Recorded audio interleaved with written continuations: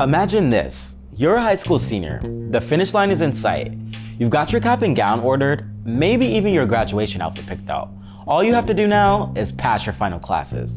And then you're reminded of that F in math. Now, you're left with two options. Retake the class next semester, or enter a program named credit recovery to earn that credit back just in time. Sounds like a lifeline, right?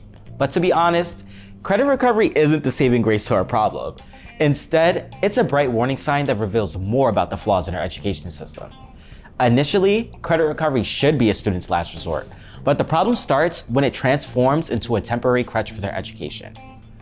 While credit recovery programs vary across New York City schools, studies show they're more common in urban, charter, and high poverty schools with more minority students.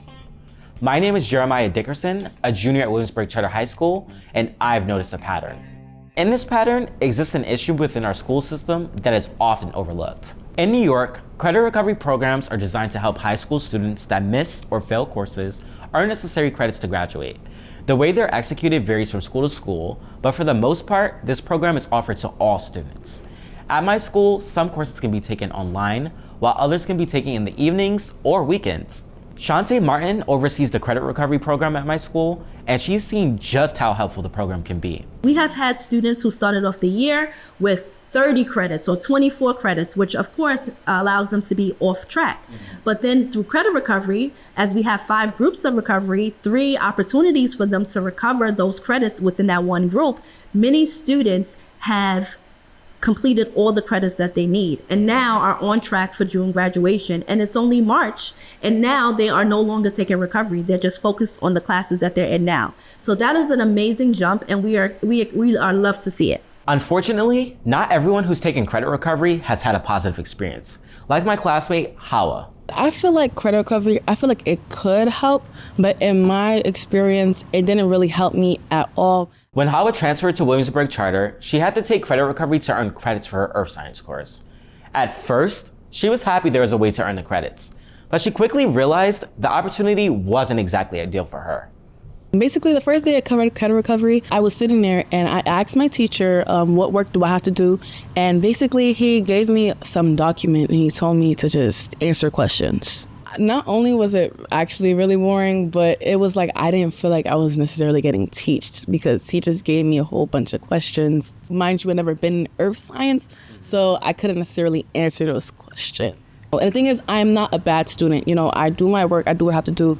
But if I feel like I'm not getting prioritized or I feel like I'm not really getting to learn or do anything inside the class, I don't necessarily go, So I feel like if I would have got more of an explanation on how it would improve me academically, I feel like, I would have been more open to do it. While Hawa's experience is certainly surprising, she's not alone. A 2018 audit of credit recovery at John Dewey High School in Brooklyn showed that 96% of credits had been awarded inappropriately. That's because students weren't given enough instructional hours and some teachers were uncertified. That was several years ago, and it's just one high school. But because there's little oversight of these programs, it's difficult to know how widespread the issue is.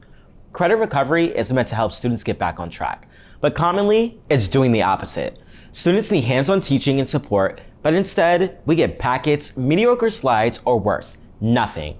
And as a result, you can't help but ask yourself, is credit recovery really giving us a second chance to pass or a second chance to struggle?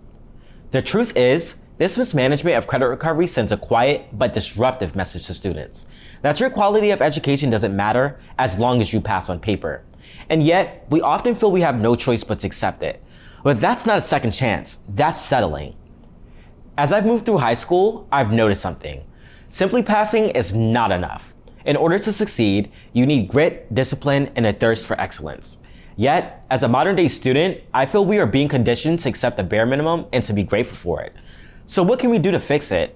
Hawa, a friend of mine, and a former credit recovery student, says it starts with engagement. Because like I said, I never learned earth science. I never really got to understand it. Yeah. So it was just like, what if I was a student who actually wanted to learn something about that? What if I was a student who would really have passion for science, stuff like that? It really would have been bad. And honestly, to fix it, I would, new staffing, and I would honestly, maybe credit recovery is good. Maybe I would make it where as though you don't have to stay in like, you know, the class for like a long period of time.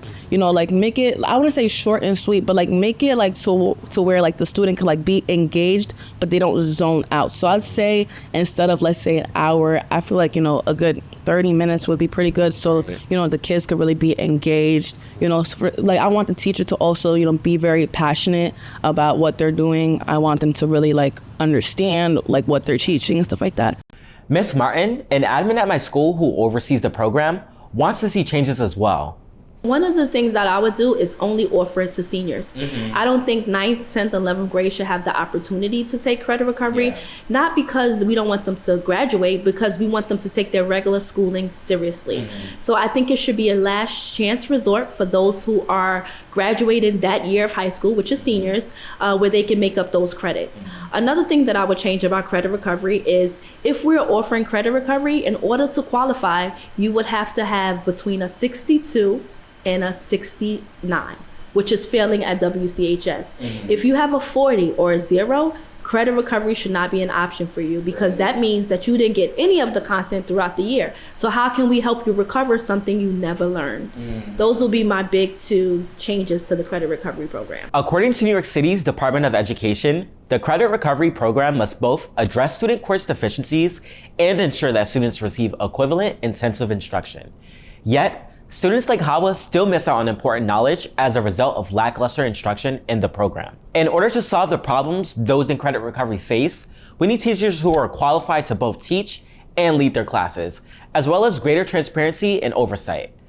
I brought my peers' concerns to Ms. Martin and other administrators. Credit recovery modifications that Ms. Martin suggested are now being put in place. I am not here to throw blame, but I am here to ask questions. And as students, we should all feel empowered to do the same. Credit recovery might be part of the system, but that does not mean we have to settle for what we're given. If we are to keep programs like credit recovery, we should ensure that we receive the same educational experience it promotes. That includes having the right trained professionals, right requirements, and most importantly, maintaining the program's commitment to our education. Thank you for listening. I'm Jeremiah Dickerson, and this is Miseducation.